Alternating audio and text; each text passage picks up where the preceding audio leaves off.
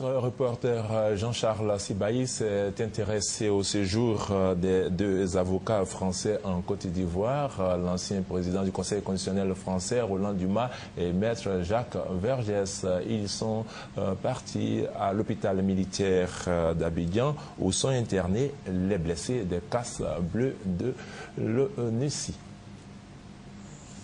Internés à l'hôpital militaire d'Abobo, les blessés des casques bleus de l'ONUCI ont reçu ce jeudi la visite d'un conseil d'avocats français. Maître Jacques Vergès, maître Marcel Secaldi et maître Roland Dumas, ancien ministre des Affaires étrangères de France et ancien président du Conseil constitutionnel. Racontez-nous un peu comment ça s'est passé. Ils ont commencé à rafaler dans les herbes parce qu'il y avait des amis qui étaient là-bas, tout ça.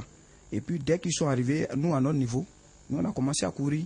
Et c'est en courant que le plan est venu il a arraché totalement le tendon. Donc c'est quand les FD là sont venus, les gendarmes là, ils sont venus, ils m'ont mis dans leur véhicule, on a cherché à les rattraper au niveau de la gendarmerie là. Et puis il y a un des chefs là qui a dit, mais vous avez tiré sur les gens, voilà un qui est gravement blessé. Ils ont dit, et ils regardaient ailleurs, ça ne leur disait rien. J'étais au travail à Fétissac. Comme je me débrouille là-bas, on a fait la nuit. Il n'y a pas de bagarre, donc je marchais, je venais à la maison. Et on dit, lorsqu'ils sont venus passer au dépôt là, ils ont tiré, ils ont rafalé en l'air. Donc la population s'est fâchée, ils sont sortis. Bon, moi, je continue mon chemin, j'habite à Nokwa, village. Maintenant, au retour, maintenant là, ils sont venus comme des fusées, même les 4x4 là. Et puis ils rafalaient partout, par terre comme en haut, tout. Tiraient tout ce qui bougeait.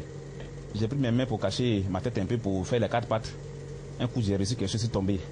Les gens m'ont soulevé, je vois ma main, tout est gâté. Mon oreille, dans mon dos, tout. Au terme de la visite, les avocats français se disent révoltés. Des casques bleus qui en principe représentent l'ONU, c'est-à-dire avec une mission de paix et qui en profitent pour blesser les gens. Alors c'est pas normal, hein. Pas normal. Deux jeunes gens, désarmés, et sur qui les forces de l'ONU ont tiré, alors qu'il n'y avait aucune provocation de leur part. Ils sont couchés aujourd'hui avec des blessures importantes. L'un a failli mourir avec une balle près du cou. L'autre a le tendon d'Achille complètement coupé. J'en conclus que l'ONUCI ici se comporte comme une armée d'envahisseurs, comme une armée d'ennemis, comme une armée de tueurs. Le conseil d'avocats français était accompagné dans leur visite aux blessés des casques bleus de l'ONUCI par Geneviève Brogrébé, présidente des femmes patriotes. Les femmes patriotes, justement, comptent donner une suite judiciaire à l'action des forces onusiennes en traduisant le fonctionnaire Waïdé Choy, représentant spécial du secrétaire général de l'ONU en Côte d'Ivoire, devant les juridictions nationales et internationales pour sa responsabilité dans la crise post-électorale en Côte d'Ivoire.